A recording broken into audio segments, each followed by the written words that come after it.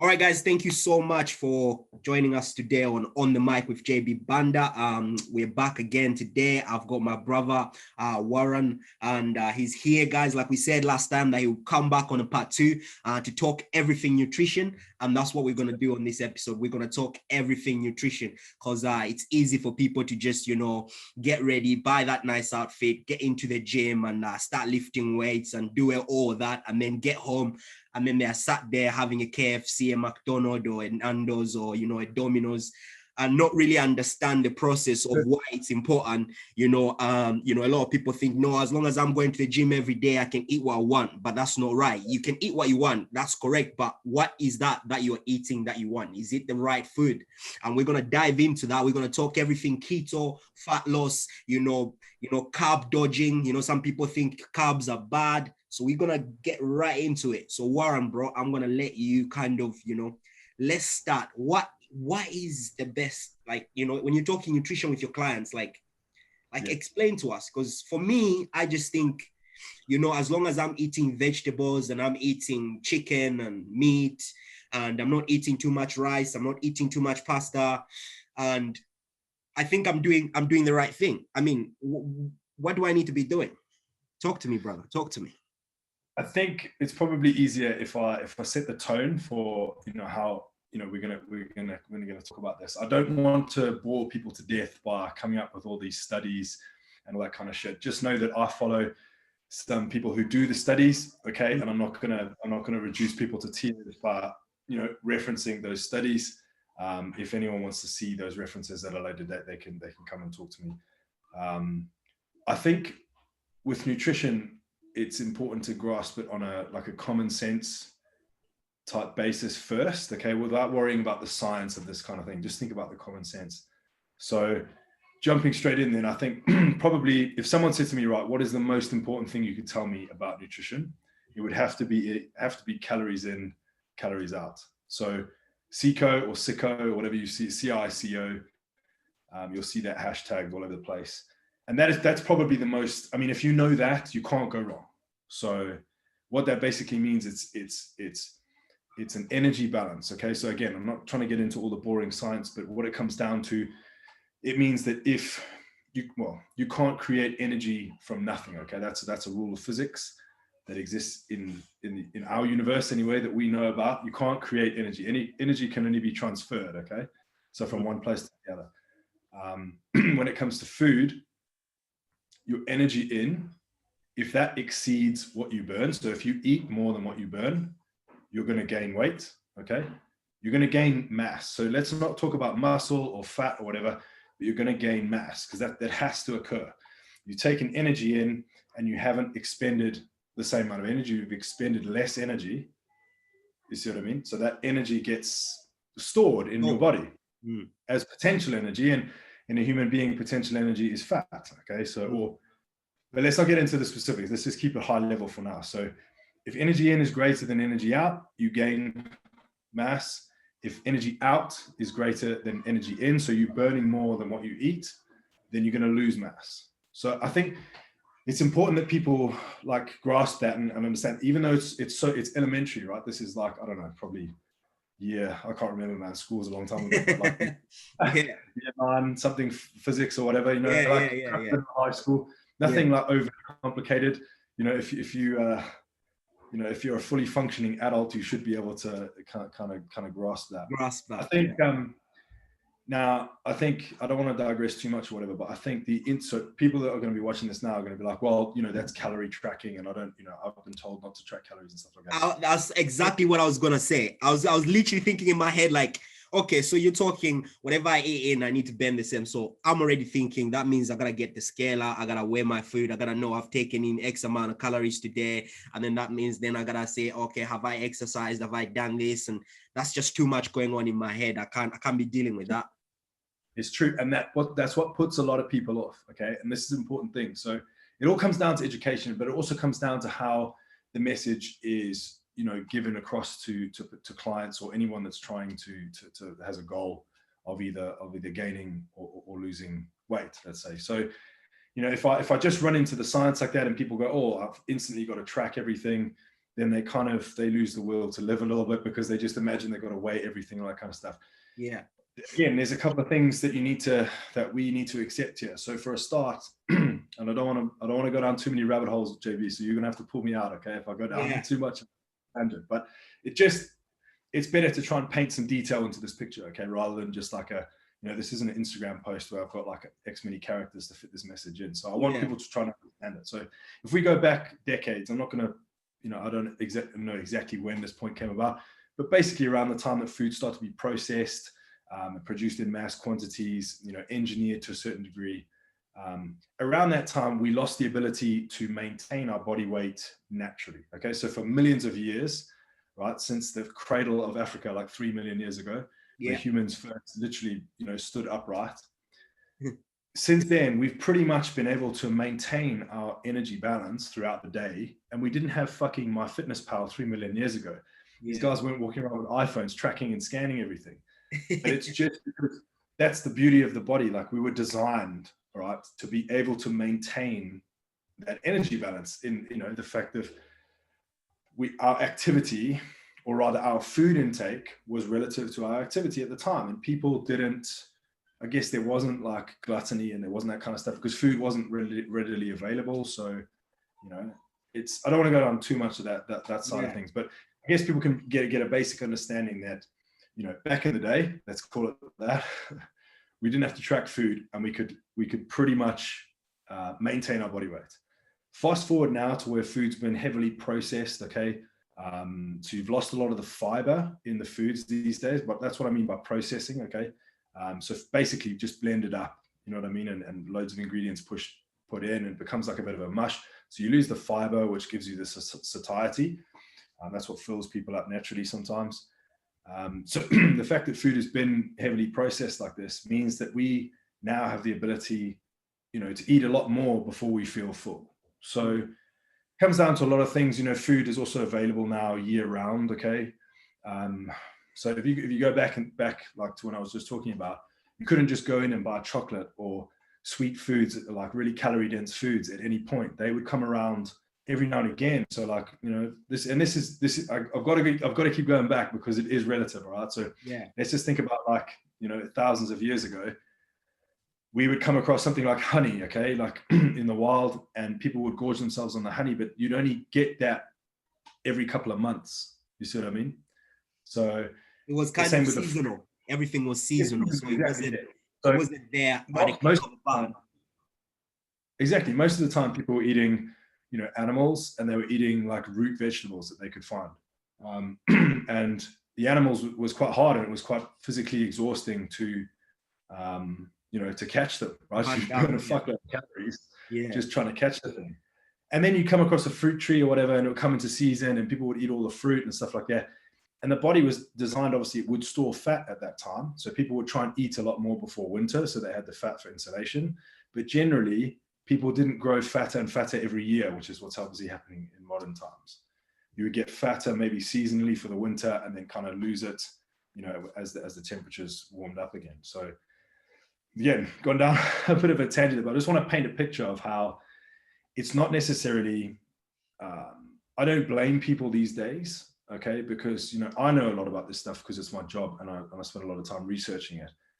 I don't expect most people to kind of know calories in, calories out, and the whole history of it and why it's important, that kind of stuff. I know they can understand the science, but it's not taught in schools. It's not really readily available everywhere. And to be honest, a lot of coaches kind of shy away from it. So a lot of PTs, and I've seen this when I was working in the gym, a lot of PTs will shy away from telling their clients that because they know that clients don't want to hear that. People don't want to hear that ultimately you've got to track your food if you want to steer yourself in a direction.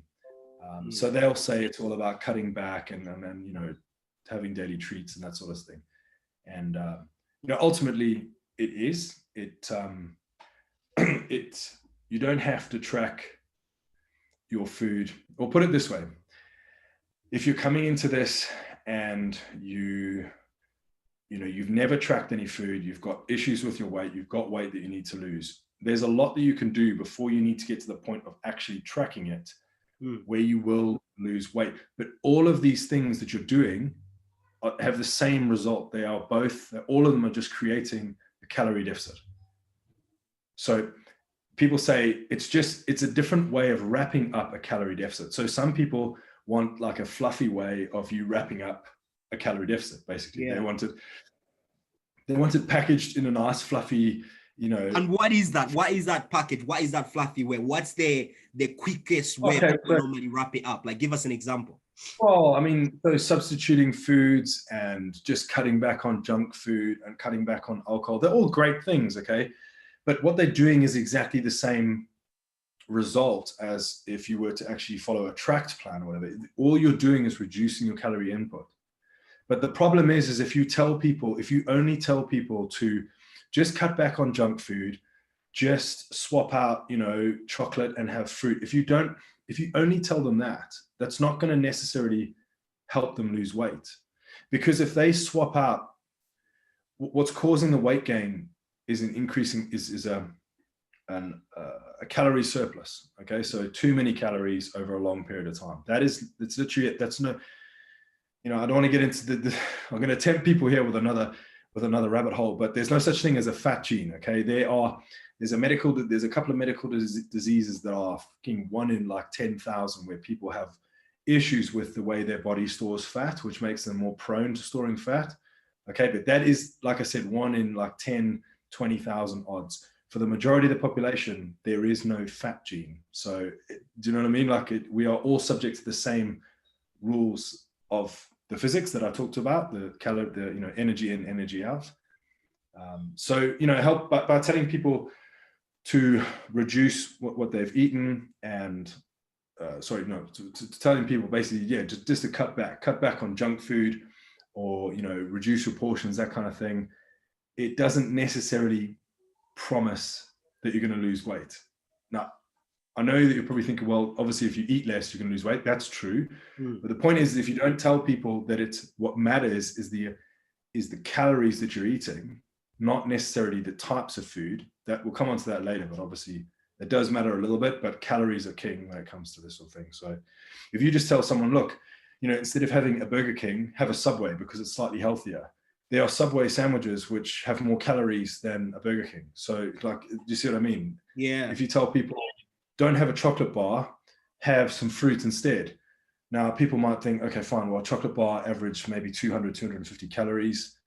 You're gonna have to eat a lot of fruit to hit 250 calories. But if you've told, so maybe something that's high calorie, high sugar, like grapes, maybe you tell someone, okay, don't eat the chocolate bar, cut back on that and swap it for some grapes. They go and smash a whole bunch of grapes. Okay, because they think it's like, it's guilt-free or something. Yeah, true. You could easily eat more calories from the grapes than there is in the chocolate bar. So to keep this high level, the message basically is that calories matter. Okay, so calories are king. So it does matter what the calories are. If you're looking for like body composition and you're really kind of far down the track, okay, but if you're just initially looking to lose weight, okay, and if you're like at the start of your journey, then calories matter. So if you fill your diet, if you eat less calories overall, you're going to lose weight. It might be muscle or fat. I mean, we need to circle back to that, because this is where macros come into it as well. So it's not just calories. You can't just have a calorie deficit and expect to be okay. That's why things like if it fits your macros and stuff, there's issues with that, because people go, oh, it's fine, I'll just scan away. I know I've got to eat less than 2,200 calories, but then they end up eating way too many carbs, not enough fats, not enough protein, whatever. So the actual composition of those calories matters as well. But just to keep it high level for now, the message, going right back to the start, you said to me, what was the most important thing you could tell people? Calories matter. Okay, they really matter. Like whether you accept it or not, whether you want to track or not, whatever you do to lose weight, it doesn't matter what kind of trendy diet it is. It doesn't matter whether it's keto, paleo, Atkins, Weight Watchers. All you're doing is creating a calorie deficit. So literally everything just goes back to this to that same mantra: calorie in, calorie out. It just boils down. Yeah, because we are subject to the rules of physics in this universe. We can't we can't work around that. Okay, so it's the law of thermodynamics, the whole energy equation. Okay, so energy in, energy out, whatever. So if one's higher than the other, you're going to lose or gain mass. We're all subject to that. So if we want to lose weight, we can't beat around the bush. Like, I'm not saying that there are, certain people's tactics are bad. I have my own views as a coach of what I think is the best way to invoke a calorie deficit. But ultimately, whatever people do, if their mass on the scale is going down, it's because they're in a calorie deficit. Yeah. If they're standing on the scale every day and it's not moving and it's just staying the same, or it's going up, you're eating more calories than you're burning. It's like black and white. Yeah. Now, obviously, there's ways, like, because some people can think like, okay, so that means I just need to track my food. If I'm trying to lose a certain amount of weight and I go on my MyFitnessPal, it tells me, okay, how much weight do you want to lose? I punch that in, boom, boom, boom, boom. And then tells me, that means I need to scan everything. I mean, as long as I'm eating within these calories, then that means I'm going to lose this amount of weight. But it's actually, there's more to that, because you have to also eat the right foods, because some people might cut out like certain fats, certain nutrients that they need, and certain like vitamins and certain things that they actually need. And they might you'll be cutting down the carbs, cutting down how much they're taking in, but what they're eating might not be bringing in the right nutrition into the body. So you also have to make sure that you have a balanced diet. Now, how do people manage to get a balanced diet to make sure they're getting in the right fats, the right sugars, the right vitamins in terms of from the right fruits, and the right carbs from the right sources, rather than just, oh, I'm just going to have a bit of bread here, I'm going to have that because it's all carbs, right? And as long as I'm within that, then doesn't matter. I'm going to have a KFC because I've calculated it's so and so calories, and as long as I have a KFC bucket today, I'm all right. Like, whereas KFC has got all the bad fats because of the way it's deep fried and all these things, and all the high sodium and the salt. So like, how do people get the right balance? Do you know what I mean? Yeah. And I mean, I don't want to just sit here and go, well, become a client, because that's not what people want to hear. But ultimately, like, you just have to get somebody who knows what they're talking about, pretty much.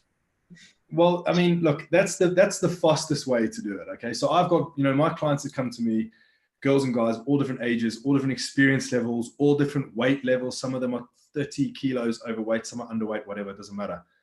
They all come to me. They're all trying to do the right things already. Okay. Yeah. They basically, I liken it to like a puzzle. Their pieces are out on the table. Everything's there. They're going to the gym. They're trying to cut back with alcohol. They're trying to cut back on junk food. They're trying to eat healthy, whatever that means to them, but they're making an effort. All this effort is there and all these little pieces on the table, but you can't see the picture. So as an online coach, my job is to take all those pieces, move them all around into the right order, okay, and maybe add a few more or something, or take a few away, but to give people the full picture. And this is ultimately, what's so rewarding about this job is that I basically have people who come on and some of them have been struggling for years, man, like really years. Some of them, the weight's been going up and it's just been, they've constantly, it's not like they don't think about it. They obsess over it, even though they're really overweight. You think you could look at them and you could say, well, you look like a lazy shit, but they're not. They obsess over healthy food. They're trying their hardest. Okay. But so anyway, that's not a sell on coaching. What I do basically is a shortcut. Okay. So I'm just going to give people a result a little bit quicker. But what can I say to people who, like you said, just trying to, I guess, improve their diet and stuff like that? There's a couple of simple rules, I guess, we can kind of stick to. And it's nothing that you haven't heard before, but maybe I can add a little bit of like detail to why it's important. So obviously we know, cut back on junk food, cut back on processed food, cut back on snack food and all that kind of stuff. Like, they're all good pieces of advice that you'll probably hear from, like, this is kind of like entry-level PT. Yeah. You sort of new PT at the gym is going to be jumping up and down, going, don't have a chocolate bar and cut back on it. They don't really understand the process themselves yet. Ultimately, what you want to do is simplify the ingredients that you put into your body. Okay. So when you're looking at foods, and maybe this kind of like a high level strategy, if you like, when you're going around the grocery store, just look for the minimal amount of ingredients possible when you're making meals. Okay. And that will do. So if you just took what you eat now, your diet now, you're struggling with your weight, you're not losing weight, you're gaining weight, whatever. And then you went to the supermarket on Sunday, and from next week, you just went, right, that's it. I'm going to minimize the ingredients into every single meal, basically down to like 3 or 4 ingredients max, let's say. Sometimes it can even be 2 or 3 ingredients max. And if you just took that strategy, you would instantly improve your situation. Wow. Why? It's to go further. It's like, it's not the magic of the foods. It's the fact that by reducing the ingredients, you're going to eat more whole form foods. Okay. So whole grain, whole meat, not processed stuff, basically whole carb, that sort of thing, whole grain carbs, if you like. By virtue of doing that, you're actually going to fill yourself up quicker. So if right now your current strategy, you don't have a strategy, but you're just eating whatever, you're eating kind of until you're full, let's say. If you took this approach, you just try to minimize the amount of ingredients, you would probably eat less, okay, thereby putting yourself into a deficit, and you would see some weight loss from that. So I think that's probably just like the most simple thing I could say to people to try and do is minimize the amount of ingredients. And just to elaborate a little bit on that, what I mean by that is often calories can be hidden in things like, sauces. Sauces are horrific, okay? Yeah, so I do like my pasta sauce, man. I like my Nando sauce, man. I like my red sauce, I like my brown sauce. Like, I like all the sauces, man. What are you trying to tell me? I know, but so do I, okay? But the thing is that there are better and worse sauces. So I can't eat food without sauce. So I have like sriracha sauce, which is very, very low calorie. Or there's a whole bunch of, if you go down the aisle now, there's so many sauces out there which are low calorie or low sugar or 0 calorie. In my mind, there's no excuse now for going and buying like a, thick barbecue sauce, all right, which is going to be 100 calories per dollop on your plate. Yeah. Potentially like 20, 25 grams of sugar in that, like not a lot, just like, the normal kind of portion you put on your plate or something. Yeah. There's no real excuse. But again, it comes down to knowledge. People just don't know how much sugar is in them. But if I tell you now, don't worry about how much sugar is in, don't worry about what's on the back and reading all that kind of obsessing over that kind of stuff. If you just want the easiest approach to this, just get something which says 0 calorie or low calorie or low sugar. Yeah. You know what I mean? Then you're making an improvement anyway. So if you can't stop eating Heinz ketchup, just there's 2 different varieties of Heinz. There's loads. There's 57, isn't there? Yeah. But there's loads of different varieties of Heinz ketchup, right? There's a 50% one, and then there's a reduced sugar, whatever. Yeah. You know what I mean? Like, so just go for that instead. Or get like a sweet chili. I can't even say it. Sweet chili sauce. Yeah. Right? As much as we love it, that's liquid sugar. Wow. It's liquid sugar. That's one of the highest sugar sources you can get. So if you can get a light version, or a even better, like low calorie, or even, I don't know if there is a 0 calorie. There probably is, with all the sweeteners out there. If you can get a 0 calorie version of that, like, great. So yeah, just keeping it high level, to reduce the amount of ingredients that you basically put into your shopping trolley. So look for things like potatoes, pasta. I know pasta's got eggs and flour and that kind of stuff, but it's typically like a what you would call, like, you are still reducing the ingredients with something like pasta. The ingredients into it are very basic. Now, obviously, like all those things, like, so go down the whole grain, like whole meals and whole meats and all that. So that's another way of doing it. Reduce, like you've said, obviously reduce the ingredients. That's another way of doing it. And also, would you say portion control is important as well? Because I feel like for me, if I've got a plate and I stack it up, my eyes saying there's food on there, that means I need to finish it. Whereas I know they did a study in America where they actually blindfolded people and put them in a dark room and put a full plate on their plates, and people ate. But as soon as their stomach were full, they stopped eating and they just completely stopped eating. So, because they were like, oh, you know what? I'm full. I don't need to eat. And I feel like a lot of people eat with their sight and they don't eat with their stomach. They just think, I don't want to waste food. And I feel it's like it goes back down to when you were growing up, when your mom would tell you, finish your food, don't leave your food. That's wasting food. We can't waste food. So I feel like that has made people think every time like they have a big portion, they're like, oh, I have to finish this. Like, I cannot waste food. It's literally like it comes to that because it's been ingrained in us when we were growing up by our mothers telling us you need to finish your food. So do you reckon like maybe if we reduce the plate sizes, then that could also help us kind of eat, you know, a bit so that we're not, you know, indulging too much? Yeah, definitely. So, I mean, reducing portion sizes and reducing plate sizes and that kind of stuff, it exactly like you say, a lot of people eat, it's like a sense of achievement almost, like you've got to finish the plate. And if someone's cooked it for you as well, it's like, oh, I better finish this because otherwise it's rude. Yeah. In most cultures, you don't finish it. In some cultures, it's rude if you finish it, by the way. That's a slim, I think it might be India, I'm not sure, but yeah. Anyway, so, but that to me, to be honest with you, that is such a, so people complain about the effort of tracking calories and tracking food. You know, going out and buying yourself a whole new set of crockery, to me, that's more effort and more money. You know, what the fuck, what are you going to do with all these small plates? You know what I mean? Like, that's not like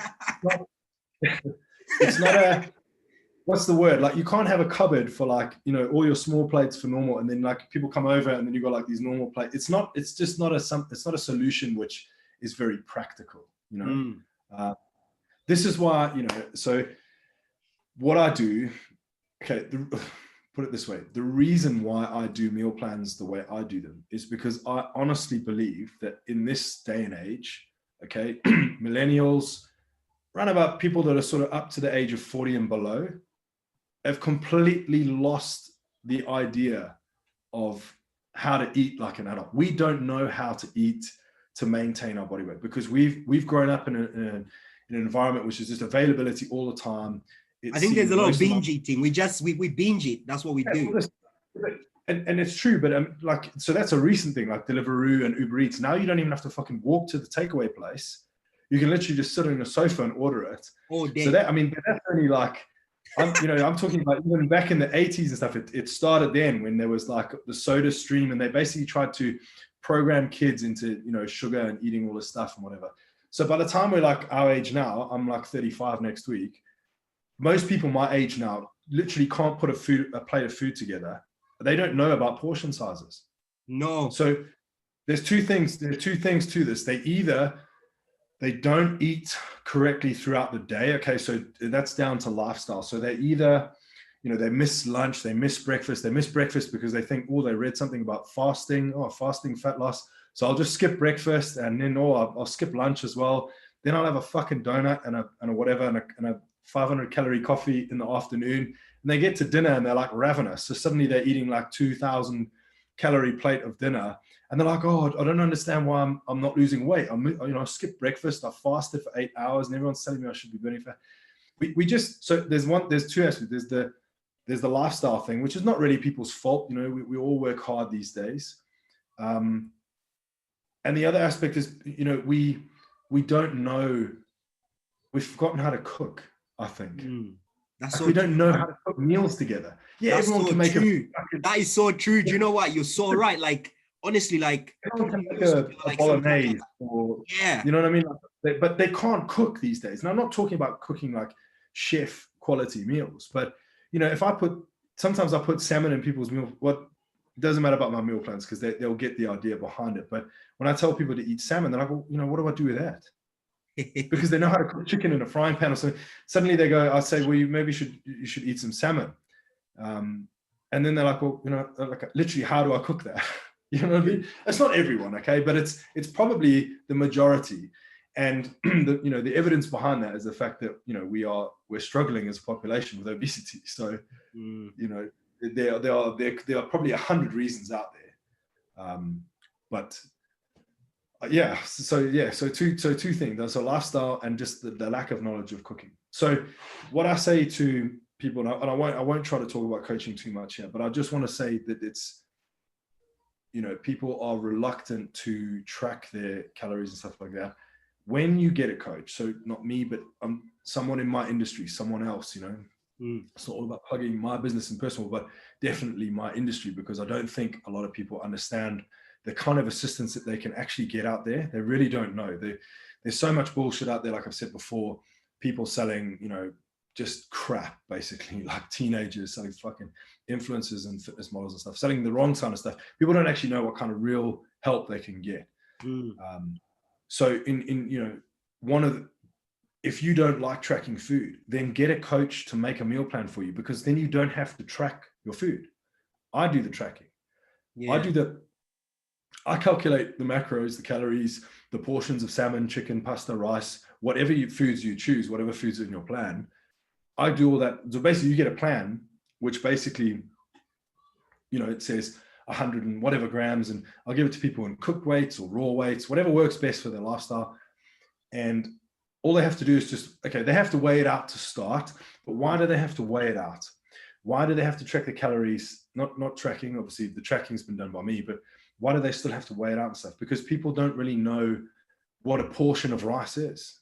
Okay, I'm going to give people, you know, as close to like a regular portion of rice as is possible, and space the calories out throughout the day evenly or something. But ultimately, like if you said to someone now without a tracked plan, you know, eat chicken and rice, let's not talk about chicken and rice again this whole podcast, you know, because people hate the whole idea of chicken and rice. None of my clients have fucking chicken and rice. Like you can have, doesn't matter what carb it is, doesn't matter what meat it is, it doesn't matter. Okay, but if you said to someone, okay, to be healthy, you know, have some wholemeal pasta or something and some lean mince, whatever, they would go, well, how much do I eat of it? Do I just eat, you know, how much I can fit in, that kind of thing. When you have a tracked plan, yeah, it's frustrating at the start because you got to weigh the foods out. You don't have to put it into Fitness Pal, but you do have to weigh the foods out. But after a while, after a few months, or even weeks even, but you know, a couple of months, these guys and girls are going on autopilot because suddenly they know what a portion of rice is on their plate should look like. So this is why I say, you know, we've lost the ability to be able to maintain our body weight or be able to put a plate of food together, which isn't going to make us fat. That's what we've lost the ability to do now. Yeah. So by going on to a tracked plan, it's a short term. It's like remedial eating. You know, it's like having you know what I mean by like remedial. Like people, it's you know, it's like what is it like? You know, like a remedial. So in the military, like remedial training was like when you had to go and learn something, it was a bit like a punishment. So it's remedial eating for, you know, 10 to 12 weeks. But after that amount of time, suddenly you've just relearned, you know, what a plate of food should look like. If you go off that plan, when you finish your coaching and you go, oh, I'm going to have something that I had on the plan or whatever, I'm going to have salmon and sweet potato wedges, suddenly you're like, well, I kind of know what that looks like on a plate now where I'm not going to get fat. So instead of it being 3 fillets of salmon and fucking potato wedges out here, you kind of know what it looks like, you know? So that's why I say, you know, again, last thing I'm going to say about, well, it's not the last thing I'm going to say about coaching, but let's just try and leave it here for this time, is that, you know, eating on a tracked meal plan, as irritating as it sounds, or you know, sometimes people really don't like it. I lose a lot of clients because they go, well, I don't want to weigh my food out and that kind of stuff. And I go, fine. Ultimately, that's what you have to do, because right now you can't lose weight. You can't even maintain your weight. You're gaining weight every week or every month or year on year, whatever. So you have no idea how much food you should be eating. So the only way you're going to learn, okay, is to actually start weighing food out. That will teach your brain what it looks like on a plate. And very soon you won't have to weigh it, because just by eyeballing, you'll be able to go, okay, well, I know that's kind of in the region of what I should be eating, you know, to maintain my body weight. I think that's a very like valid point that you've just made there. Like, I feel like a lot of people kind of, especially when we get to the age of, you know, 25 and above, and you're not out and you kind of like, you think you know it all. We forget the idea of learning, because we think, oh, we've known it all the way. So we don't like to relearn things. And we kind of think, oh, that's just going to be a lot of hassle. I'll just wing it and I'll just do this. I'll just do that. We're always trying to find the quickest way. And like you said, millennials, like, you know, we're trying to find the quickest way to get there, but there is no quick way to get there. Like you've rightly said, we need to learn how a proper plate looks like. we need to learn that. And the only way we're going to do that is by tracking it and by also weighing it, right? So that we know this is how a good size portion looks like, you know. But a lot of people, like, we kind of stuck in our mindset where we just like, oh, I don't want to do that. That's a lot of work and that's a lot of hassle and all this. And that's why it's important. Like, if you really are wanting to lose weight, or you're wanting to gain muscle, or whatever, you want to be fitter, healthier, and you're definitely like really serious about this, then you're gonna, if you don't know anything, or you've been trying all these years and it hasn't been working, then maybe getting a personal trainer, getting a coach is the best thing to do. Because like, you know, you've said, like, you know, Warren has said, they track everything for you. They do all the numbers for you. All you do is just go home, buy what they've said to buy, and put it on a wee scale. It says 100 grams on the plan. Make sure it says 100 grams on the scale. If it doesn't, cut a little bit out, get closer to 100 grams, not over or slightly over, maybe by 2 or 3. But try and get as close as possible to the weight that it says. Put it on your plate, eat that. And then after that, you're going to know what a 100-gram weighs of salmon looks like. And you're going to kind of have an idea. Like, after 3 months of doing it, you're going to be like, oh, I kind of know how this, because repetitive, when you keep doing something over and over and over again, you get into autopilot. You start to know how to do it. So you kind of like, you know, and then all of a sudden, you know, you've done a plan with him for 6 months. And after that, after your plan, you've achieved your goal, you can actually maintain that. And because you know now, oh, this is what I was doing when I was on the plan. So if I just follow this plan, I'll be on the right path. Do you know what I mean? Exactly. So I feel like a lot of people, like, we have to do this. We have to, if you really want to achieve your goals in fitness, you need to have somebody. If you're really serious about it, if you're just blasé about it, then fair enough. But if you're really serious about achieving your goal, and if you're really struggling and you think, I've tried everything, nothing is working, I've tried the keto, I've tried this, I've tried that, and after I leave the keto, my weight shoots straight back up, or I've done this and I've lost a bit of weight and then I've gone back the other side twice as more, like I can't get my head around this, get yourself somebody who's qualified, not somebody who's only just flipping got their certificate last week. Try and read reviews and talk to people, see how long people have been in the game. Because at the end of the day, experience is everything. Like, somebody a freshman could come out of university with a degree today, but somebody who's been doing something for 20 years, 30 years, or even 10 years, 5 years knows more, because they've learned on the job. Like, there's nothing that the experience teaches you everything. You know, they don't teach experience in uni. They don't teach experience when you're getting your degree. You learn that on the job. So you need to also look at who you're getting as a coach and see how long have they been in the game, and look at the reviews, look at other people that they've trained and see, oh my God, that girl looks like me. That guy looks like me. I was fat like that. And look at their body now. This guy knows what he's talking about. Let me give it a try, and spend money. You know what I mean? Because a lot of people don't want to spend money. They want to fucking go to Gucci. They want to go to Gucci and buy a Gucci bag for 250. They want to buy the Louis Vuittons for 750. But then they're buying a Louis belt, and then you can't even put the belt on because they're too fat anyway. Like, but they just want to look good. Like, why do you want to look good? You know, you want to look good. Worry about your health.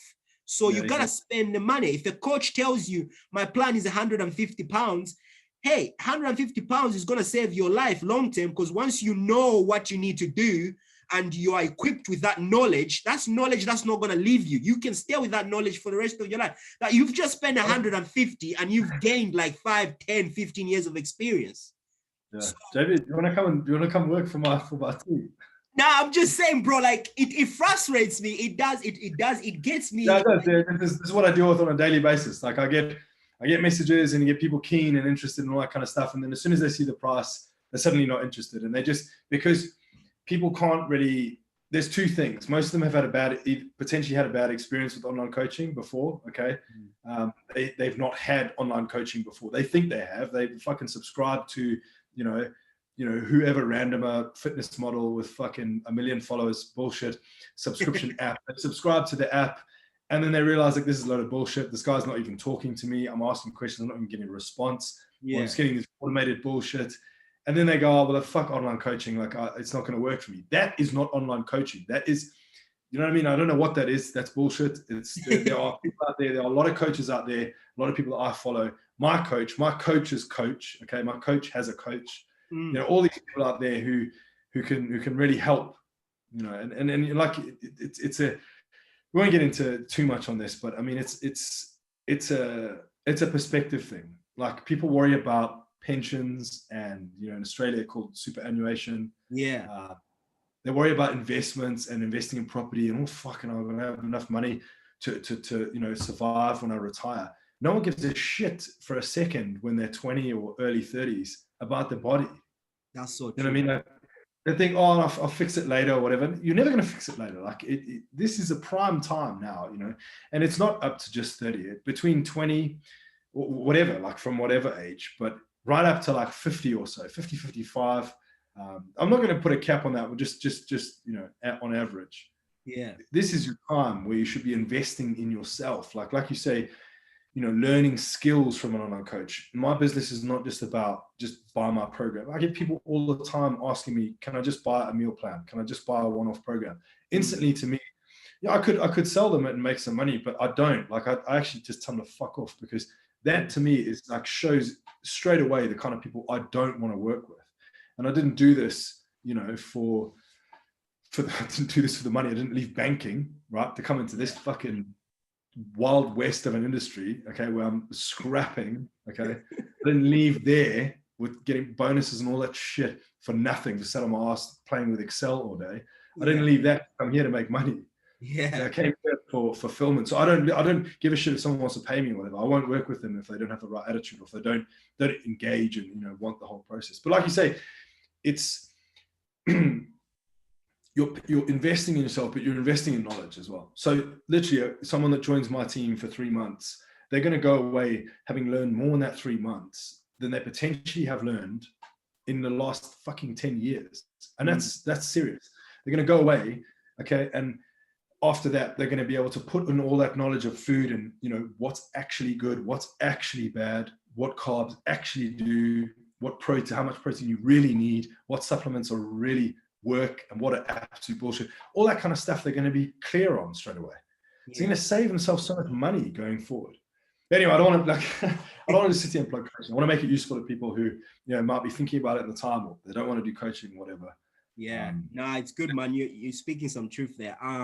Just a quick one, like obviously let's touch on this, like just quickly, the keto side of things. Like what let's just quickly touch on that, because obviously you see a lot of people, oh, I'm on keto diet and, you know, this is worked for me. And then you see, and then people look good. Like if they've done it right, they look great. And then after, when they get off it, they go the other side. Like what can you say on that? Okay. Right. So keto, keto is something I'm probably the most passionate about with nutrition. Why? Because it's out there and it is promoted so much. It literally, everyone knows about it. It is in your face everywhere. And I struggled with it as well. I did it when I was in, before I moved to Australia, when I just left the military and I was in the bank in London, and I was like going to the gym and stuff, because I kind of didn't really like my job. So I was desperate. I wanted some results and stuff. And, you know, I tried keto then. And I even fell for all the bullshit that people, that goes along with it, where people say, oh, you don't need to eat carbs because farming's only been around for 10,000 years. And, you know, before that, we didn't eat carbohydrates and we were fine. Well, yes, we were fine before that. We probably didn't eat carbohydrates on such mass scale. But interestingly, and I'll just start with this. If you go back and look at the average size for a man and a woman, okay, before farming started. So farming, commercial farming, like farming as we know it, started around about 10,000 years ago. People started to farm crops so they had them year round, okay? If you go back before that, we were like half the size that we are now. And I'm not talking about obese. I'm talking about scrawny, fucking, you know, malnourished, not malnourished, but we were tiny. Like average male weight might've been like, you know, 55, 60 kilos, like 5'6", 5'7". That would have been like an average size. Obviously it changed around the world, okay, whatever. But the advent of farming and eating carbohydrates basically allowed people to increase their size quite a lot in the last couple of thousand years, okay? I'm not talking about obesity. I'm talking about literally height, muscle, size, okay? So keto, right? So I mean, I'm going to be as diplomatic as possible, and I always am. I put stuff bashing keto on my Instagram, and then I tag, keto living and love keto, and all these people, because it's got that tag, they see my post and it's like bashing it, and they come in and DM me all this shit. I do that obviously because that's the Instagram game. Okay, you've got to say stuff which grabs people's attention. Yeah, it's all what I believe, but to be diplomatic, okay, keto can work, all right.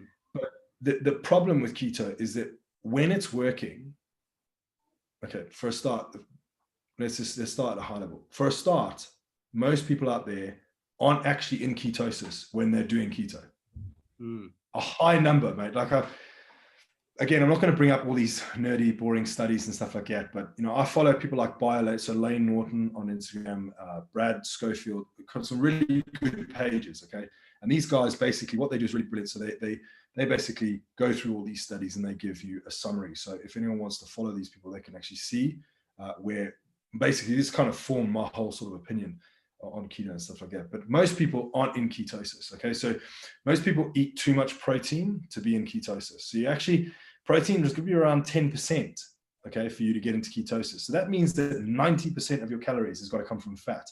Most people just don't have the palate to eat that amount of fat in a day without putting themselves into a huge calorie deficit where they fucking have no energy to do anything. If you think about a man, okay, that has like 2,000 calories as his maintenance, which is, that's like a small man, that's probably going to be more like 2,500 for an average man, but let's just go with 2,000, makes the numbers easy, okay?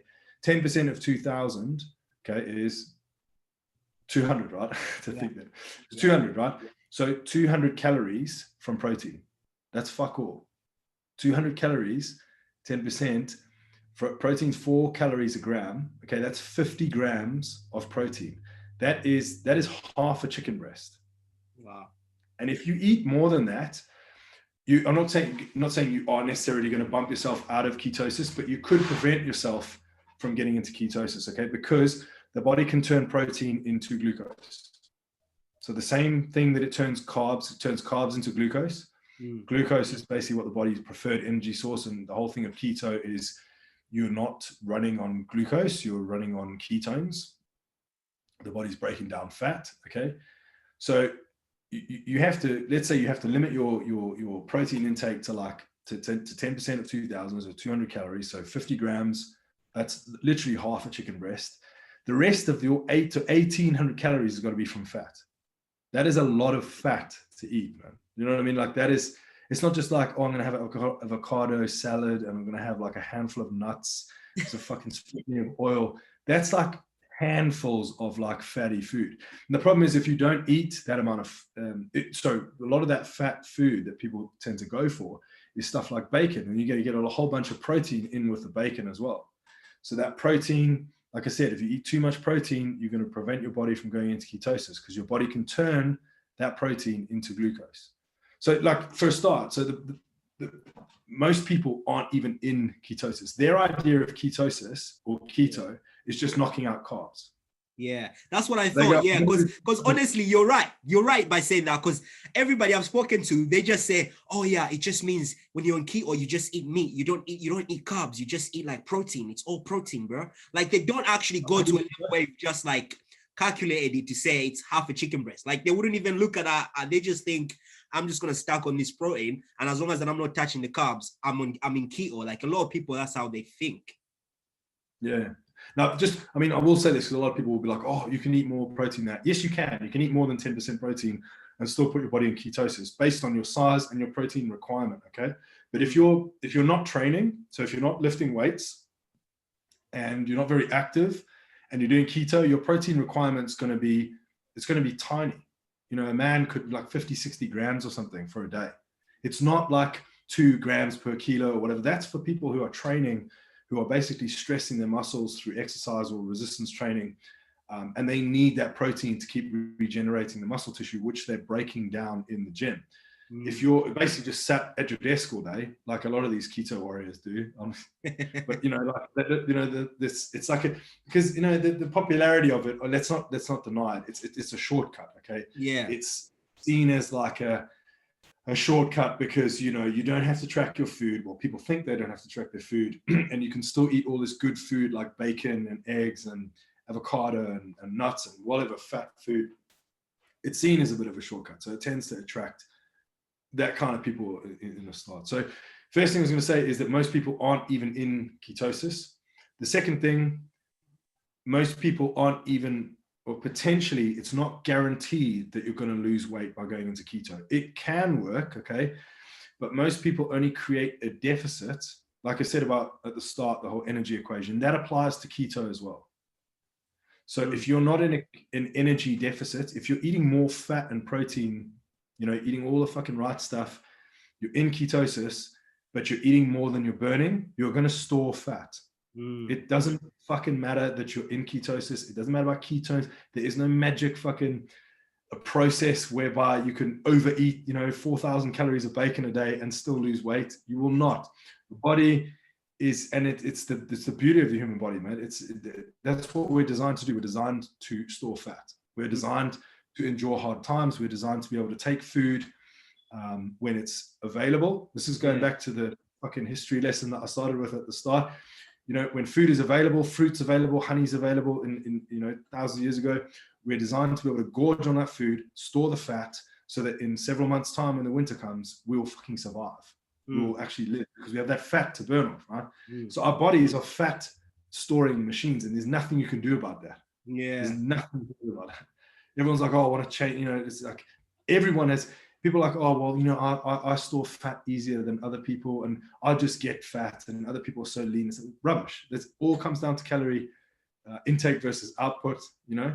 Yeah. And we're all the same. Like, I don't want to go down too rabbit holes. Like I said, I keep saying that. I will go down these rabbit holes. I tend to go off on directions and stuff because that's how my mind works a little bit. It's a bit sort of erratic. But what are you saying in general in terms of like ketos then? If you're doing it right, and again, this is where it's important. Again, it leads back to, if you're trying to get these things done right, you need somebody who's highly educated, somebody who's qualified, somebody who knows and who's going to keep you into ketosis to make sure you do it right. Because if you just go on Google, you know, Google something up and try and do it yourself, you're probably going to fudge it and you're not going to do it right. It's true, but you don't need, like, so for a start, you don't need someone who's, there's a lot of people out there, you know, there's a lot of online coaches and stuff like that, which is, you know, they've got masters in nutrition and masters in whatever, bloody food science or something like that. And that's great, you know, good for them, cool. You don't need that. And a client doesn't need that from a coach either. You know, a master's degree in nutrition goes into all the nuances of like intolerances and, you know, the digestive system. And it's fucking great if you have a digestive issue, then go and find a nutritionist with a master's degree or whatever.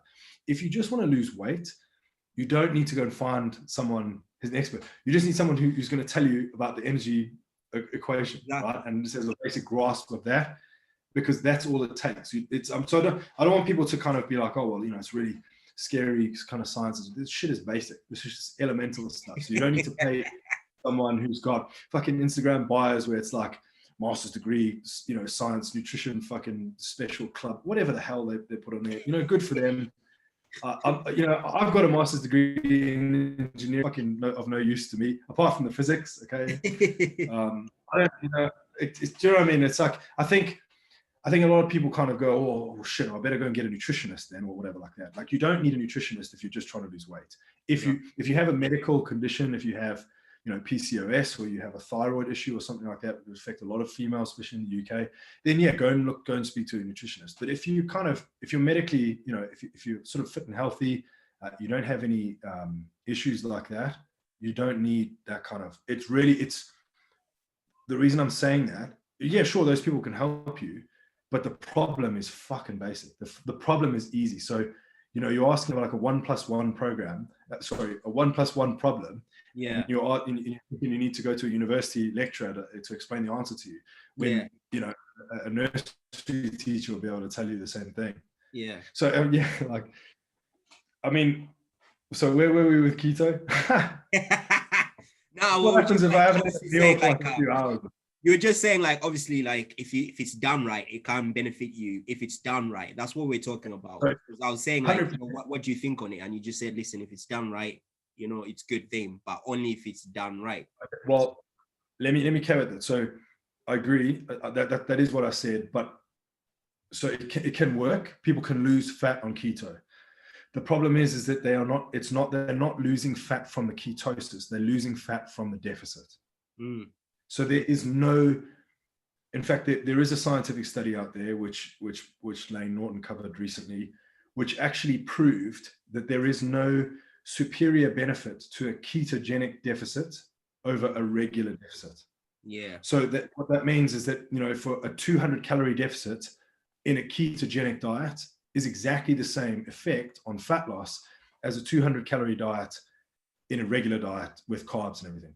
Yeah. So I could say, right, keto does work, but it only works because you put yourself in a calorie deficit. And most of the time people, because they don't track, they are only inadvertently putting themselves in a deficit, because they basically go, I'm going to eat what I normally eat now, and I'm just going to fuck off all the carbs. So I'm just going to, all the carbs going off the plate. So I'm going to eat exactly what I eat normally now, but it's going to be low carb everything or whatever. Yeah. So they may have accidentally or inadvertently put themselves in a deficit just by reducing the volume of their food. Yeah. They're the lucky ones. They're the ones that actually do lose fat on keto. Okay. The ones that kind of struggle with it or try and don't get anywhere is because they think they have a free license to eat as much bacon and avocado and eggs as they want, but they don't. It's all the same rules of physics. Yeah. Eat more than you burn, you're going to gain fat. So Yeah. it does work. It does work. Okay. So there are instances, I don't put any of my clients on keto. Alice doesn't put any of her clients on keto, but there are instances where we put clients on very low carbohydrate diets. Yeah. Which may look like keto, but the goal is not to put them in ketosis. So they just want to put that out there. That's not the goal of why we put them on low carb. That is to do with insulin sensitivities. I don't want to get into that now, because it's just like the science on it, it's pretty in-depth and all this kind of stuff. People don't really need to know. But there are instances, okay, where people can be more susceptible to storing carbs as fat. But ultimately, they tend to have an overriding medical, so an underlying medical condition as well. It's particularly thyroid, like a hyperactive thyroid, or PCOS, polycystic ovary syndrome, that females have. So again, it all goes into the hormones and stuff like that. So it's gray area stuff, and it is like, a small part of the population. So therefore, it's not really worth considering for the majority of the population. And, like I said, how about if we're going into like carb dodging, people that dodge all these carbs and think like, that's the way forward. Like, what do you have to say about that? So that's what I was going to say. So let me just finish that part that I remember there. So with keto, like I said, it does work, okay? But there are some serious disadvantages to not eating carbs. So this comes into the whole carb dodging thing here. So by putting yourself, if your lifestyle choice, whatever, these people, they want to I just want to be keto. I want to be part of the keto club. I want to use the keto hashtags. My friends do keto, whatever the fuck. If it works for you, if that's what you really want to do, everyone can be whatever they want to be these days, and, free from judgment, that's fine. But you've got to accept, okay, that being in keto, if that's your way of putting your body in a deficit, that's your way of controlling your weight. There are disadvantages to that, okay, which is mainly in muscle building. Yeah. So that's a fucking huge one, right? So I don't know anyone out there who goes to the gym who doesn't want to build muscle, but I do know a lot of people who go out there who go to the gym and eat keto and aren't aware of the fact that because they're not eating enough carbohydrates, they're not actually going to build the muscle that they're trying to build. Yeah. Okay. And so this is related to the carb dodging thing here, where people basically think carbs are the enemy. And this is me talking from personal experience. Okay. So going years back, long story short, I dodged carbs as much as I could because I saw them as a bloody enemy. So whether I was in ketosis or not, very rarely I was actually in proper ketosis. More often than not, I was just trying to follow this low carb obsession, and it just, just basically trying to track my calories and just reduce carbs as much as possible. And I didn't gain a gram of muscle for I don't know how many years. It was when I went to Sydney, and this story is all on my website and stuff. basically that, you know, that at that point when I realized like, shit, I've got it all wrong. This is bullshit. Like, you know, all these bodybuilders on TV are eating buckets of rice all day. Like they have fucking 5% body fat. I'm here with this low carb obsession, like you know, anxiety, but carbs-iety the whole broccoli time. and chicken all day. Exactly. Yeah. And but I didn't even have a six pack. I couldn't even see my abs. So what the fuck am I doing? Like, and what I realized I'd done is I basically I'd driven my metabolism into the floor. I was training too much. I wasn't building the muscle. I wasn't being able to recover. So I didn't have the carbohydrates. You know, it was just a shit mess, the whole thing, right? which I managed to fix. But one of the things that I fixed it with was eating more carbs, realizing that, you know, you have to eat carbohydrates to build muscle. They are equally as important as protein when it comes to building muscle. Now, there are going to be people out there who go, oh yes, but you can build muscle on keto. And I've just said you can't. What I mean is that you can't build significant muscle on keto, because there's a marketing loop here, mate, where basically muscle is a living tissue. It's a tissue which regenerates the whole time.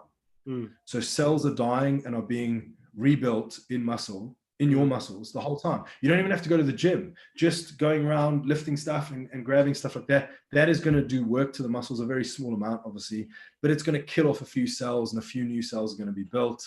Walking around, same thing in your legs. It's a regenerative process, okay? So it creates the room in the market for people to be able to basically say that fucking anything builds muscle. You know, whatever supplement, keto, this program, blah, blah, blah, because legally they can say that, because it's not some amount, but it's not going to create the right amount that you need in terms of, You're going to build some because you're building some anyway. So as long as you've got some energy in the body, you're going to be some. As long as you're doing some work and having the muscle, giving the muscle a reason to, you know, recover from that work, no matter what that work is. It could just be, you know, 3 push-ups, like it could be rubbish, or just be lifting boxes or something. You're going to be building muscle the whole time. So it gives people the room to say, oh, well, you know, you can build muscle on a keto diet. No, you're not. Your muscle is going to regenerate. Okay, it may get bigger over time, but it's going to get to a certain point where there's going to be like a maximum potential on it, if you like. Yeah. After which, if you want to grow that muscle anymore, you're going to have to start feeding it with some carbohydrates, because, you know, so I think that's probably one of the biggest downsides to keto. I know that now from personal experience, okay? Because as soon as I started eating more carbohydrates, when I realized that I was supposed to track, you know, macros, and I got a coach, and I worked the whole bloody thing out finally. And this, you know, this is still fresh. You know, I'm still talking 2016. Yeah. I started eating like 3, 4, 5 times the amount of carbs I was eating, but my calories were still in check. Okay, so I wasn't eating ridiculous amounts of protein that I didn't need, or fat as well. I was eating good carbs. So I was eating all these more carbs, and suddenly I started to put on muscle. And this is, you know, for those that know me, obviously now I use enhancements, but back in 2016, I didn't. Yeah. I only started in 2019. Between 2016 and 2019, I put on in about 18 months, I probably put on about 10 kilos of muscle. I was high 80s when I went to Sydney in 2016. Yeah. And I was mid 90s, high 90s when I started enhancements. And that's at the age of 32, you know? Yeah. So that's not like a young gun putting on. I say this, and I'm happy to talk about my own example, because there's so many people out there who in my position now, who are in their 30s or whatever, and they kind of think, oh, fuck it, I'm too old, whatever. But it's not. You just need to make the changes. Yeah. There's a lot of people in their 20s like me who aren't getting anywhere because they're falling for this bullshit like keto and paleo and, you know, low carb and just whatever. Absolutely, bro. Like, you're speaking some truth, man. Like, I just find I get heated about this because, you know, every single day I talk to people. I'm on the front line of this shit. My clients that join my team, I've got 2-3 people that join my team every week usually, and I'll always ask them, you know, what have you done in the past or whatever, and you know, in the questionnaire and stuff, or I'll chat to them one-on-one to see what they've kind of done. And fucking keto comes up so many times. It makes me bloody angry. You know what I mean? And, like, and you have to like defend the corner.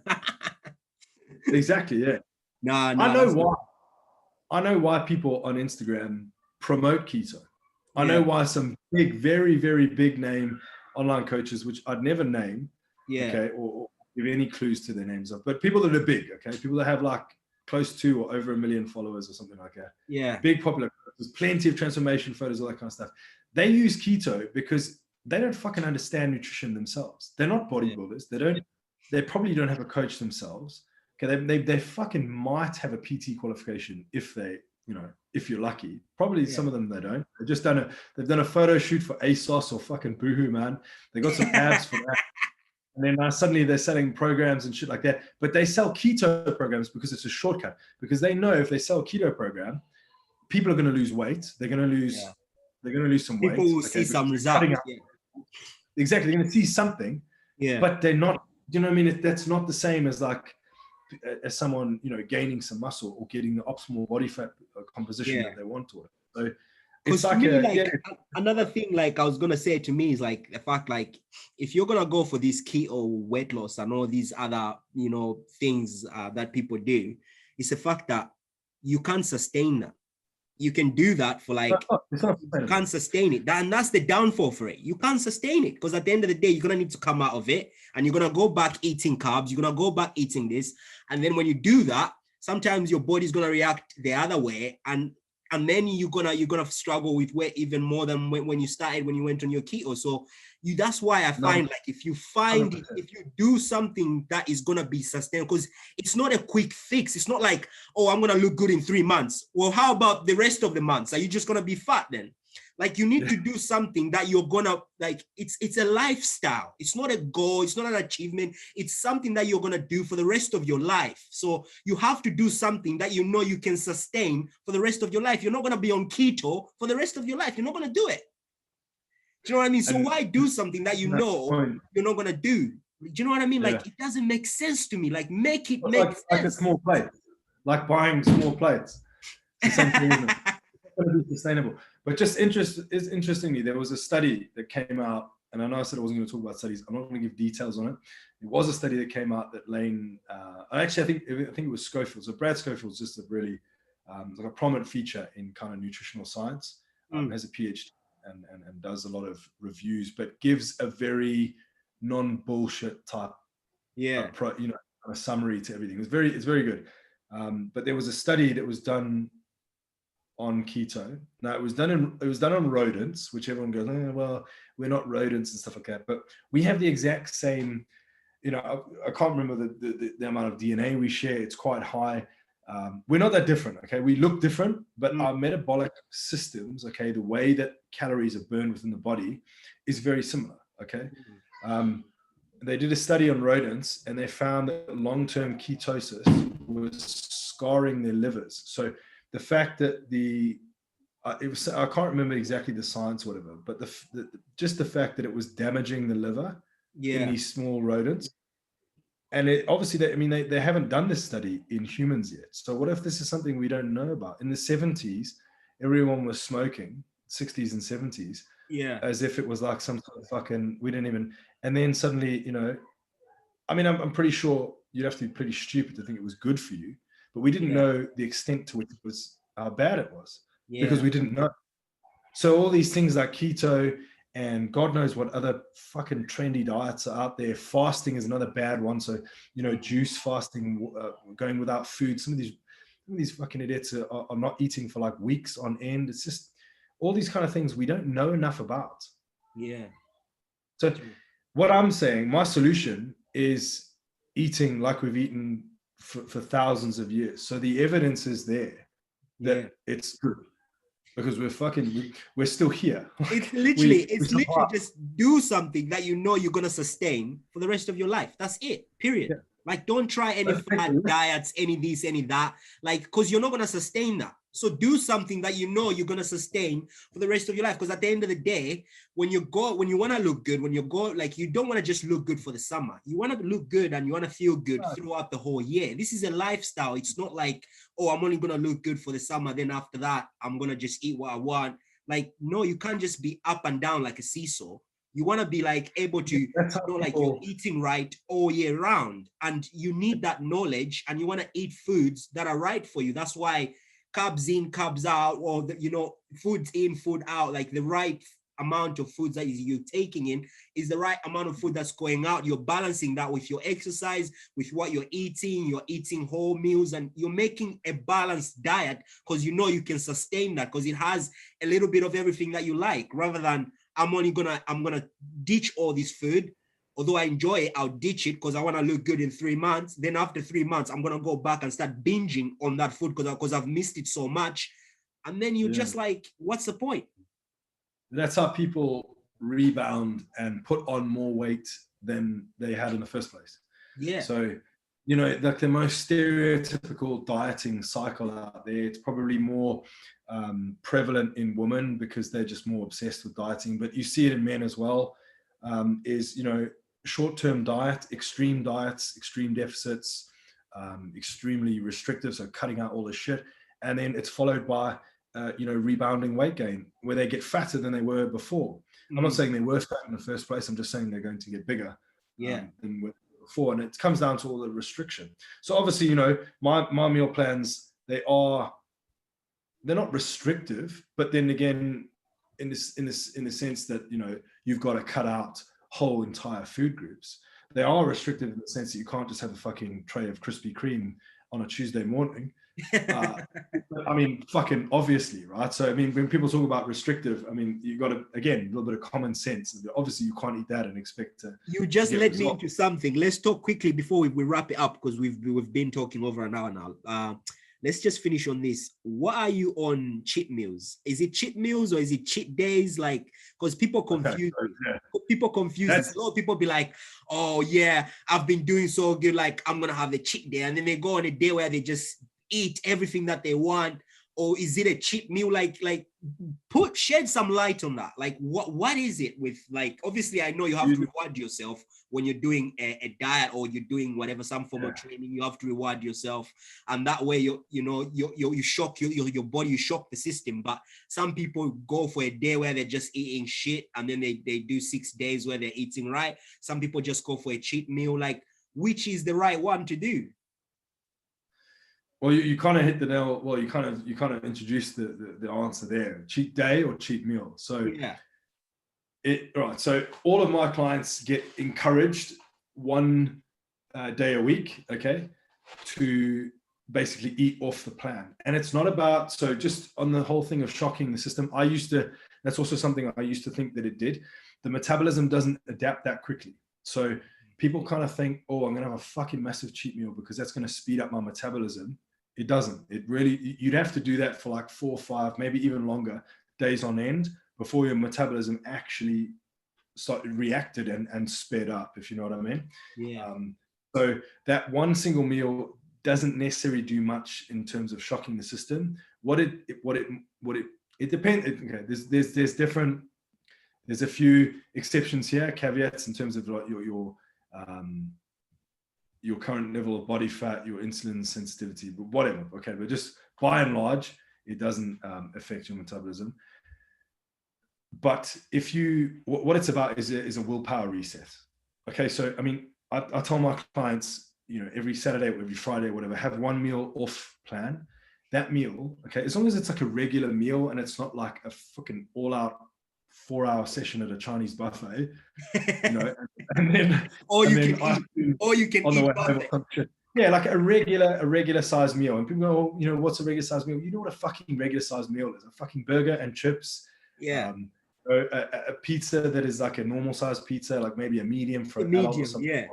Yeah, exactly. Yeah, people go, oh, extra large, too large. No, that's not normal. And if you don't know what normal is, then what other tasks are you struggling with in life? You know what I mean? Not just diet and nutrition. Yeah. This is a level of common sense which you kind of need to. You bloody hope that people have. But yeah, a normal food. So a burger and chips, a bolognese, if you want to make it yourself, whatever. Just have 1 meal where you aren't thinking, oh, this has got to fit my plan or fucking macros or whatever. It's just fucking whatever. I'm just going to have it, because that 1 meal, you're not going to do the damage. Okay. You're not going to do enough damage in that 1 meal to undo the good work you've done throughout the rest of the week. Yeah. And it's going to reset your willpower. Believe it or not, I have some clients that come back to me and say, I don't want a cheat meal. they have eaten so shit, right, for years on end, that suddenly they're eating all this good food. Okay, they're going to the gym and their bodies are responding to this good food, so they fucking feel good when they're training. They're getting the energy that they need. They're not going to the gym having eaten a fucking bag of Doritos or 4 Oreos. They're going to the gym having eaten a good pre-workout meal or something like that. They've got into this routine and they go, fuck, I don't even want to eat burgers and stuff like that, because maybe they do it the first weekend and then they wake up on Sunday and they're like, the next day, and they're like, I feel like crap because I've had such high quality, pure nutrient. I think that's another thing that people don't realize. Like when you eat all these bad foods, you feel lethargic, you feel lazy, you feel like, you just don't want to, you don't feel like you don't want to perform. It's like, if you're running on a car and you put a wrong fuel in a car, like it's not going to work. It's not going to move. Like you need to put the right, if it's a petrol car, you fill it with petrol. You don't put diesel in a petrol. Like you're not going to go anywhere. Like you're going to realize that pretty quick. Do you know what I mean? So like it's the right thing with our bodies. Like if you fuel your body with the wrong stuff, it can actually put you in a bad day. You can, feel lethargic, tired all the time, especially if you're somebody who works on a desk. It tends to increase like endorphins and dopamine at the start, and it's always followed by a crash. So there's a high where you're like, oh, I'm having a burger or something like that, and you get a buzz, ice cream, shit like that. And then there's always a crash. So that kind of, you know what I mean? You can't sustain that level. No. You go back down afterwards, and then you're like, oh, great. So that's just at a chemical level. Never mind like what the actual food, like you say, making you lethargic because it's not digesting as quickly. It's sitting in the gut for longer. It's playing havoc with your blood sugar levels, so it's skyrocketing your blood sugar instead of keeping it nice and stable, which is what good food does. At the end of the day, I eat fucking junk food. I go and I have a burger or a pizza once a week, and I tell my clients to do the same as well. What you need to be able to do is get back on the horse the next day. You can't be like, oh, well, the next day I'm just going to... If it stretches out into like a cheat day, where most people like cheat weekend, then you can quite easily undo the good that you've done in the week. And you go around in circles. And you're wondering why you're not achieving any results. And then you rush back and be like, oh, this is not working. I tried it. It's all fat. It's because you didn't do it right. You took a cheat weekend instead of a cheat meal. You went to the deficit. So calories don't necessarily matter on a daily basis. They do matter on a daily basis, but not as much as a weekly basis. So the body doesn't kind of react. There's a bit of a lag effect. That's why, you go for a massive run, or you have a huge bout of exercise and you jump on the scale the next day and you don't see the result that you expect, but you stand on the scale the following day and suddenly you're a little bit lighter. There's a lag effect in the body. Yeah. And for that reason, it's more important to keep your calories on average, okay, over a week. That's what matters more than on a daily basis. So that's why if you have several good days and then you go and fuck it up and have like a cheat weekend, on average, your calorie expenditure is going to be higher throughout that week. And you may have just completely removed the deficit. So yeah. Now that was a good one. Now, another one, like we're going to finish on this one. This is my last one. Oh. A lot of guys, like obviously we try and look good. Like for me, I'm going to be honest. I struggle with my fucking gut. I've gone to the doctor. The doctor's probably told me like, he thinks that maybe I've got a problem with like, maybe I'm high like tolerance to like wheat. Maybe I shouldn't be eating wheat. Maybe wheat is not good for me. Maybe I'm allergic to eating wheat. It makes me like bloat up to a point whereby I look like I'm fucking 6 months pregnant, but I need to fucking maintain that with high training and kind of keeping myself in check. But I enjoy a fucking beer. But sometimes a fucking beer for me would be like 12, 10, 15, especially when we get the sun we get here. It's very rare. So I tend to drink quite a fucking lot, yeah? Like I'll go through like 10 cans of Heinekens and I'm loving life and I'm enjoying the sun because I'm like, fuck, I just love a beer because I don't like drinking spirits. They're too strong and you get pissed too quickly. I love the gradual beer because I can drink more, but I'm not getting too pissed straight away. Like, but then they say beer is not good for your gut, but spirits are good for you. Like, give me advice. Where am I on this? Because there's a lot of men on the other side that love a drink now and again, but then it's not good for their gut. Is that true? Do I need to fucking stay away from the beer? Is it fucking me over? Like, what is it? Because my missus is telling me it is.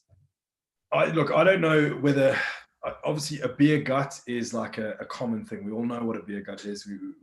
We see that on a lot of people who drink a lot of beer. I don't actually know whether there's a scientific fact of the fact that what you're drinking is causing that expansion in the gut. Now, what I talk about expansion is actually the stomach expanding or the intestines expanding. You know what I mean? So that's not necessarily fat. It's just a big abdomen. Potentially. Okay. So I mean, there's two beer guts. People will look at someone who's just got fat there and they'll say that's a beer gut, or people actually have like an expanded abdominal cavity, which you can see. And, the skin and the subcutaneous fat might be quite thin. You can actually see it's like stretched quite thin, but obviously from the beer. So that, I don't know about the science of how that actually works, but we know that it's a fact. We know that we see a lot of people with beer who drink a lot of beer who have that. I would say that's probably something, you'd have to drink a lot of beer, for many, many years. And we're probably just too young at this stage. But maybe, further down the line, it may have something to do with the fermentation or whatever. But aside from all that stuff, like the actual, whether it is a physical effect from it, again, it all just comes down to calories. So alcohol, is 7 calories per gram. So, carbs and protein are 4 calories per gram, fat is 9 calories per gram, and alcohol is 7. That is like an inarguable fact. That's science. Okay. So every gram of alcohol is 7 calories. Now that's the alcohol in the beer. That's not necessarily the actual, the hops and the whatever, the barley and all that kind of other stuff, which brings in other amounts of carbohydrates. And like in rum and stuff like that, there might be sugar as well. So you've got the alcohol and some sugar that's in the rum. That's how rum's made. At the end of the day, it comes down to calories, man. So if you can't drink all that alcohol and expect it to not contribute to your calorie intake, because it will contribute to the amount of calories you eat, and it adds up quite quickly. Even light beers. So when I say light beers, I don't mean light alcohol. I mean light calories. So regular strength beer, like 4-5%, they can still be 100 calories, 20 to 25 grams of carbs each. So it's okay on its own, but if you drink 10 of them, I don't know, this is the thing. I tell my clients, if you're going to go out for a meal, for your cheat meal or something, like, have a glass of wine, have a couple of drinks, but just make sure it's like 2. And I will sometimes have, I'm not a massive fan of alcohol, but I normally have like maybe 1 or 2. But you have to draw a line there. But let me say this, like, come on, like, it's a beautiful summer day, and down here in the UK, we barely get the sun. Like, imagine the sun is out, you're having a barbecue. Like, you're not gonna just have 2 beers. Let's be right. Come on, I'm not just gonna have 2 beers and call it a day. That's not gonna happen. Like, no guy here is gonna tell me, if you're out with the boys, like, it's nice, you're by the beach, the boys are out, like, there's no way you're only having 2 beers. Like, I know the way the Australian boys out there be like, man, they're at the beach, they've got the cooler boxes, like, they've got the barbie going. Like, they're not just having 2 beers and calling it a day, bro. Come on. No, they're not. No, they're fucking not. No, everyone's getting absolutely fucking sending it, as they call it. But this is the point, man. Like, this is why, you've got to put in the work. And, this is why potentially another, shameless plug for online coaching. This is a great time now in April to do something about it. So fucking put the work in, because the weather's iffy now in the UK. You can get some good days. It's normally in April you get, like, around Easter you get a good weekend, and then we just had a great weekend. Then it goes to shit again. It's like they design it somewhere. It's like I know, right? It's like they control the fucking the sun or something. May is a fucking write-off. June is shit as well. July, maybe it's going to start getting better. Most people are going to start booking holidays around July, August. So you've got 3 months now, where it's about sacrifice. That's it. It's about how badly do you want the results? Do you want the results better than an afternoon on the beers? True. I think, what I actually think? I think, JB, to be honest, a lot of people don't actually want it as much as they think they do. You're right. And there's not you. This is people out there. No, I know you. To me on a daily parts, bro. Ask about coaching. They don't actually want it as bad as they're obsessed with social media. They see 6-packs everywhere. They think about going on holiday, but they don't really want it that bad. And that's putting the work. Yeah. You don't have to walk around and have a six-pack and be completely shredded. That's not normal. Okay, people that are in that state sacrifice a fuckload of stuff. Social events, alcohol, junk food, they sacrifice every single day. You know what I mean? It's not a fun existence. That's so true. It's possible for everyone to achieve it. It is possible, but it's not probably, you know, I just wouldn't recommend it to everyone. Because it's something, again, like you say, it's something that somebody is not going to maintain throughout the whole year. You get people that can maintain it, but those people, like you say, are on the next level of resilience. But you can maintain abs, okay, visible abs. You can have abs at sort of 12 to even up to 15%, depending on where, like genetics, obviously where you store fat in the body. But you can't really maintain that shredded vascular. That shredded look. Yeah. Like that sort of 8 to 10% where you got veins and a few striations and stuff like that. People, basically the images that are blasted all over social media, that is not sustainable, okay? I'm telling you now, you can get into that condition for your holiday. You go away and you drink, or you have a holiday for a week. You're not going to look like that after a week. So, you know what I mean? Like, but then, you know, that goes back to what you said about, you know, calling it quits after 2 if the weather is good. You know, I'm not saying everyone shouldn't try it. Everyone has the possibility to get into that condition. So maybe, you know, if it's about, you know, sacrificing and stuff like that, maybe imagine how much more, okay, I'm going to say something here, but how much more you would enjoy it, okay, if you looked great. And you might think you will, but I'm telling you now, it's a fucking same. You might sit there and go, oh, I'd love to be ripped and I'm going to go to Ibiza and I'm going to be there or just having a great time. I'm telling you now, you can have the same time if you have, you know, a tie around your waist and you're like, you're like chubby, whatever. It doesn't affect it as much as people think they do. They obsess about it. I shouldn't be saying this because there's, but I'm telling you now, like, I don't believe that, because trust me, you don't want to go Ocean Beach, and your guys hanging out, you're surrounded by people with in the right place, six pack and everybody surrounded, and then you're there with your gut belly dancing away. Like, you're gonna have that top on. You're not gonna take your top off. Like, I don't believe. To me, like, you want to be looking good. If you're going Ibiza, you're going them places. You wanna be looking good. So when you're on the beach there with you're proud. You feel proud. You feel some sense of achievement. You feel like, oh yeah, like I did this. Man, like, you know what I mean? Not everyone do it. You can't just buy an 8-week program or buy a 12-week program and get into shape. It takes months. You can't do it in 8 or 12 weeks unless you're practically shredded already. Yeah. You know, most people take 6 to 9 months, sometimes longer. And yeah, it's an incredible sense of achievement because you can't buy it. So you can walk past someone with a Ferrari, with a fucking Bugatti, whatever car you want, you know, all the money in the world, and they don't have that because they didn't work for it. Yeah. So you have the body. There is no better status symbol than that. But I'm just saying, like, you know, you can still enjoy it. You don't have to be shredded or whatever. But true that. Listen, guys, we've spoken today about so many things: keto, you know, carb dodging. We've gone into everything, fat loss. We've done it all. You know, listen to this, subscribe, download it, share it with all the people out there, share it with all the coaches that are putting out bullshit out there. Make sure you tag them in this, tell them to listen to this. And if they want to know some truth, they will know some truths. And yeah, guys, if you're definitely looking to, you know, get your body in shape, get your body right. Monday, I know the gyms are opening in England, some other places. They will be opening soon here in the UK. So, you know, this is the time. You know, we've been sat a lot in lockdown. This is the time to get a coach, get somebody who knows what they're talking about, get an online, get a PT, you know, somebody that's gonna direct. Yeah. I mean, it's like, I just wanted to, sorry to cut you off there, but it's just, it timed perfectly. Like, you're saying it's a time we come out of lockdown. It is such a good time. Okay. Whether you come and join my team or you get another coach or you get a PT, it's a good time to draw a line in the sand and say to yourself, right, it wasn't working before. Yeah. Okay. So I've missed the gym so much, but let me be honest with myself. When I was in the gym last, I fucking wasn't getting anywhere.